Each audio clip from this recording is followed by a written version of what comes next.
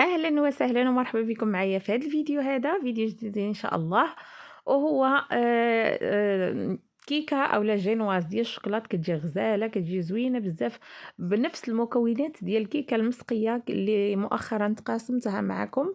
وكنت قلت في الفيديو كتجي بها الطرطه زوينه بزاف، وبزاف الاخوات اللي طلبوها مني، فانا تحت طلبكم حضرتها معكم بلا عجز.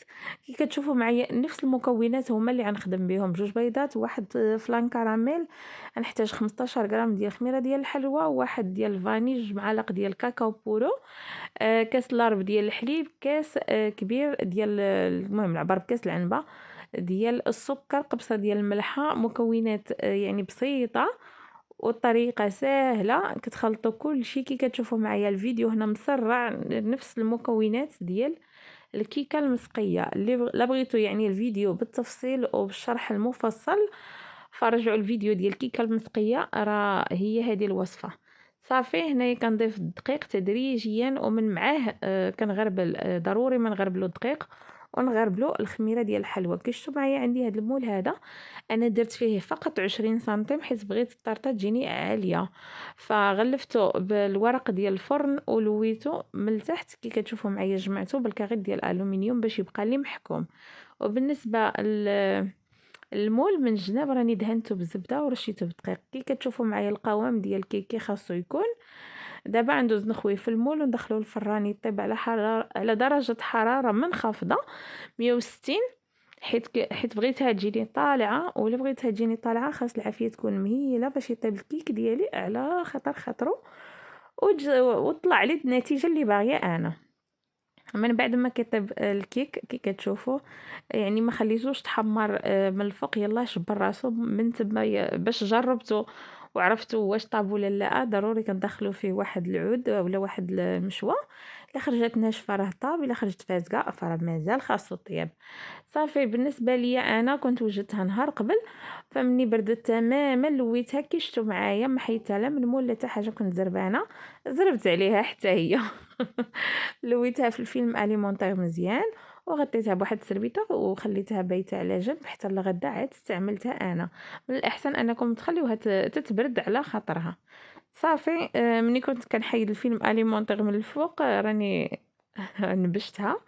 كيشتو معايا راه غير مني بغيت نحيدو قستها. صافي هنايا عندي هذا اللي كنقطع به الجنواز، فعلا كينفع بزاف، وانا كنت خديته من شين ما فايتاش اورو 50، لكن صراحه كيهنيكم في التقطاع وكيعطيكم واحد التقطاع هو اللي هو بروفيسيونيل. كيشتوني انا بديتها غير بالموس، حيت ما كيبغيش يدخل، خاص ضروري ما ديروا هكا يعني تشقوها شويه، وكيقطع بكل سهوله وكيجيو طبقات متساويين.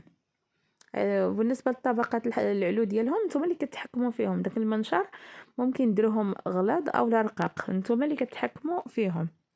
هنا كنوريكم الجينواز عن قرب، اولا الكيك عن قرب، راه ماشي جينواز حيت فيه بزاف ديال المكونات اللي لا علاقه ليها بالجينواز، ولكن النتيجه ديالو كتجي زوينه بزاف وكيتقام اقتصادي وبحجم عائلي، شي حاجه زوينه ولا مذاقا ولا حتى في الخدمه. كتجي يعني زوينه كتبقى واقفه. صافي هنايا دوزت حيدت 3 ديال الطبقات اللي بغيت انا. وبالنسبه للطبقه الاخيره اللي كتكون ماشي مقاده فاحتفظت بها على جنب حتى هي نستعملها، حتى حاجه ما تضيع. هنا ندوز نوجد معكم الكريمه. عندي كاس كبير ديال الكريمه، كاس ديال المناضه. انا استعملت هذه كريمه ديال الخفق اللي هي نباتيه، صراحه النتيجه ديالها كتجي زوينه بزاف. وعندي هنايا غنحتاج واحد المعلقه كبيره ديال الكراميل. بيني وبينكم بغيت ندير هذا الكيك هذا بدون ما نشري حتى حاجه، وبداكشي اللي عندي في الدار. وبيني وبينكم داك اللي قلبت عليها جبرتها ما بقاتش وتسالت، لكن هكاك كملت الوصفه ديالي. بيني وبينكم ما وجدت لهاش المكونات من قبل بصفه نهائيه، اللي كان حاضر قضيت به، ولكن جات زوينه بزاف. ودائما ماشي ضروري خصنا نمشيو نتقداو باش نوجدوا شي حاجه، داكشي اللي حاضر هو اللي نديروه وهو اللي نعتمدوه، يعني ناخذوا الامور ببساطه. صافي هنا درت معلقه عمره مزيان بالكراميل، كيشتو كيكون ثقيل. شفتوا معايا راه حتى قربت تطلع الكريمه عاد ضفت الكراميل. انا هاد الكريمه هذه كتجي حلوه وزدت الكراميل فما زيدتش السكر، لكن كتختلف الاذواق. ذوقوها الا بغيتوا تزيدوا السكر فكيبقى راجع لكم نتوما ضيفوا سكر كلاصي، لكن على حسب الذوق ديال كل واحد. هنا عندي اللوز مهرمش اللي محمر من قبل، عندي هنايا الكراميل، نفس الكراميل اللي استعملت في الكريمه هو اللي استعملته، غير سخنته شويه باش يسهل عليا نديروه. عندي كاس ديال الحليب غليان، وعندي هنا كولاكاو. بالنسبه للوصفه ديال الكيكه المسقيه انا خدمت معكم بالحليب والقهوه سريع بالماء عفوا، والقهوه سريعه الذوبان. بزاف ديال الاخوات اللي ما كيعطيوش لوليداتهم القهوه وبغاو يحضروها، ممكن في بلاصه ما تسقيوها بالقهوه سقيوها بهذا الخليط هذا ديال الحليب غليان وكولاكاو، كتجي زوينه بزاف حتى هي. فباش نجاوبكم على سؤالكم استعملت هنايا بطريقه مختلفه اولا بهذه الاضافه هذه، لكن حتى هذه الا بغيتو تسقيوها بالقهوه ممكن تسقيوها بالقهوه كيف ما ممكن تسقيوها بالكولاكاو. باش ما نكثرش عليكم الهضره ونتلفكم معايا، هنايا خديت نفس السيركل اللي درت فيه الكيكه، قديته. بالنسبه ما غسلته ما والو بيني وبينكم، مسحته غير بالكاغيط ودرته. هنا الكريمه كانت عندي في الثلاجه، جبتها عندوز نسقي الكيك ديالي مزيان، وداكشي راجع ليكم. كاينين الناس اللي كتعجبهم الطرطه تكون مسقيه بزاف، وكاينين اللي لا، غير هي ما الا كنتو غتعطلوا بها باش تاكلوها اولا غتبقى محطوطه بزاف فوق الطابله، من الاحسن ما تسقيوهاش بزاف باش ما طيح ليكمش. هذا علاش. لكن الا كنتو يعني غتحطوها وتاكلوها تزربوا عليها فاسقيوها كيف ما بغيتو. انا كتعجبني بين وبين وبين وبين، راه يعني الطرطه ما كيوقع لا والو، واخا تبقى هي تما ما كيجرى لها حتى حاجه. كيشتو معايا الكريمه هذه زوينه في الخدمه ديالها وكتجي واقفه. صافي كنوزعها بطريقه متساويه. درت انا طبقه مهمه ديال الكريمه، واصلا هاد الكريمه هذه ملي كتطرب كتعطي الحجم يعني كتولي كثيره، فلهذا اكتفيت بكاس واحد. هذاك الكاس كيشتو معايا راه عامر مزيان. وبالنسبه للكريمه خاصها ضروري تكون بارده يعني مزيان، ما تكونش جامده ولكن تكون بارده بزاف. صافي كنحاول نوزعها بطريقه متساويه، كنضيف الكراميل بطريقه عشوائيه، وكنضيف اللوز مهرمش ومحمر. صافي ممكن ديروا اللي بغيتو نتوما، يا تويكس من داخل، ممكن ديروا كريمه اللوتوس، ممكن ديروا الكركاع، الشوكولاط مقطع، لكم الاختيار. انا راه ما شريت حتى حاجه، واللي كان عندي في الدار هو اللي قضيت به، يعني ما كنتش عواله رشقات لي عليها نوض درتها. صافي هادشي اللي كاينه درتها وكان خاصني صراحه نتقدى وما دركتش، فقضيت باللي كاين واللي حاضر. الاهم انك تسلكي راسك بابسط الاشياء وتفرحي وليداتك، هذا هو الاهم. صافي. لكن بيني وبينكم طلع المذاق ديالها واعر غزاله، الكريمه يعني بنينه. وبالنسبه للكيك اولا الجينواز حتى هو كيجي بنين مع هاد الاضافات هادو، فعلا كتستحق التجربه وشي حاجه زوينه وبسيطه. كيشتو معايا مكوناتها وسهله بجوج بيضات. هانتي عندك جينواز عاليه، نتوما شفتوا يعني لحقت حتى الفوق ديال المول. صافي بنفس الطريقه كنستمر كنسقي الجينواز ديالي، كنوزع الكريمه، كندير الكراميل وكندير اللوز. بالنسبه للاضافات لكم الاختيار، ممكن ديروها غاليه كيف ما ممكن تقام عليكم رخيصه. بالنسبه للاضافات نتوما اللي كتحكموا فيهم، لكن القاعده راها ما فيها شي مكونات كثيره. انا كنحاول نغطي لها وجهها بلا ما تكثروا عليكم الخدمه، غير كذبوا عليها شويه يعني ماشي مشكل. صافي صراحه هنايا كان خاصني ندخلها للثلاجه، ولكن كان خاصني نحيد عليا الشغل ونجمع الروينه اللي عندي في الكوزينه، فلهذا زربت عليها. مع اصلا ما نديرلهاش شي فينيسيون صعيب، هذه فقط للمبتدئات واللي بغى يوجد شي حاجه هكذا في نهار السبت ولا راس السنه، ولا على حسب كل واحد المناسبة اللي بغى يوجدها فيها أولا غير يفرح وليداتو. صافي دزت طحنت هاد الطبقة الأخيرة، غنطحنها مزيان، هي اللي غنزين بيها باش ما نرميهاش وبلا ما نكتر عليا. كي قلت لكم غتبقى يعني شي حاجة رخيصة بزاف وزوينة لا شكلا ولا مذاقا. صافي خويت الطحنة الأولى ما بغيتش نعمر الطحنة بزاف باش ما يتعجليش، لهذا قسمته على جوج. صافي كنطحنو نطحنو مزيان ونحتفظ به حتى نزين به، ولا بقات لي شي حاجه فحتى هي كنحتفظ بها في الثلاجه، راه ما كيوقع لها حتى حاجه. صافي كيكون هذا هو الشكل ديالها كشتو يعني مرمل زوين. صافي هذا هذا هو الشكل ديالها. وهنا فين غنستعملها.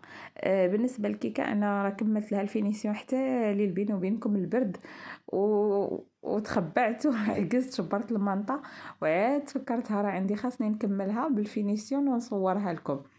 بزاف د المرات كنبدا شي وصفه وكنعجز نكملها، كتجبروا دابا التليفون عندي معمر بنص، يعني نص الوصفات ما كان حتى كنبداهم وبيني وبينكم كنعجز. والله صافي قلت عنوض نكملها بلا عجز ونصورها لكم، نحطها شي حاجه بسيطه. ممكن انا عارفه يعني كاين اللي يدير احسن منها، ومجرد كنتقاسم معكم افكار اللي هي سهله وبسيطه وكيفاش تسلكوا راسكم في جميع الاحوال. صافي كيكون هذا هو الشكل ديالها كيفاش زينتها من على برا. الا عندكم شوكولات فيرميسيل ديروه، عندكم لوز ايفيلي ديروه، لوز مهرمش ديروه، اللي بغيتو ديروه مجرد فكره. الاساس هو الجينواز اللي تقاسمت معاكم، وافكار بسيطه ما شاء الله. اليوتيوب راه عامر بالوصفات والعراضات وداكشي. لكن مؤخرا الاثمنه ديال المواد الغذائيه طلعت في السماء، فالله يكون في العون ديال كل واحد. كنتفادى بالنسبه للعراضات، شحال ما تقاسمت معكم شي عراضه حيت فعلا كتجيني ناقصه، خصوصا الله يكون في العون كي قلت لكم. ماشي كنقول ما نتقاسمش معكم، اكيد غنتقاسم معكم ملي تكون شي حاجه تستاهل. صافي كيكون هذا هو الشكل ديالها. زينتها تزيين بسيط. هنا عندي شويه د الناباج اللي زربت عليه ما ذوبتوش مزيان وخويته. راكم عارفين كيكونوا دايرين بك العيال صغار، كتبقاي ديري شي حوايج بلا ما تفكري، فما خليتوش حتى داب مزيان وخويته. لكن المهم ديروا عينكم، ديروا براسكم ما شفتوا والو. صافي شنو كنت باغيه نقول لكم؟ شي حاجه بسيطه ممكن تفرحوا بها وليداتكم، هذا هو الغرض والوصفه الاساسيه ديال الكيك. كثرت عليكم الهضره، لكن هادشي اللي عطى الله وراكم عارفيني. صافي كيكون هذا هو. هنايا قلبت على داك بيسكوي اوريو ما لقيتو، قلبت على الشوكولاته مربعات ما لقيتو حتى حاجه ما جبرتها فتبلوكيت. لكن سلكت راسي كي قلت لكم داكشي اللي حاضر. درت هاد الشوكولات هذا من الوسط، درت غير جوج. صافي الا رديتو البال بالنسبه للكريمه، راه كانت عندي سايحه شويه حيت عملتها في الفريغو وشويه شديت راسها. صراحه هي ما خصها غير تكون بارده، انا حطيتها ونسيتها عليها تبان لكم شويه سايحه، وعاد ما استعملتش هذاك الراس يعني داك ديال اللي كيخرج الكريمه المناسب لهاد الزواقه هذه. فهذا علاش صافي ضفت هاد الزواق او هاد الحبيبات هكذا، وبانوا لي عاوتاني داك الفراغات بويض هكاك، عاوتاني ضفت عليهم شويه ديال داك الجينواز اللي طحنته غير باش ندرق شويه هذاك الفراغات وصافي. وكيكون هذا هو الشكل النهائي ديالها. كنتمنى تنال الاعجاب ديالكم. هي شي حاجه سهله ماهله ومكوناتها بسيطه، بامكان كل واحد يحضرها وناجحه من اول تجربه. كنتمنى تجربوا الوصفه. وهذا كيكون الشكل ديالها من داخل كيشتو معايا. كتجي يعني طبقه فيها طبقه ديال الكريمه مهمه فعلا، كتجي زوينه، جات لذيذه بزاف داك الكراميل واللوز اللي فيها، وعاد المذاق ديال الكاكاو زوينه بزاف ورطبه. شكرا بزاف المتابعه ديالكم. الى عجبكم الفيديو ما تنساوش ديروا لايك وتبارطاجيوه علاش لا. نتلاقاو ان شاء الله في الفيديو القادم. مع السلامه، تبقاو على خير.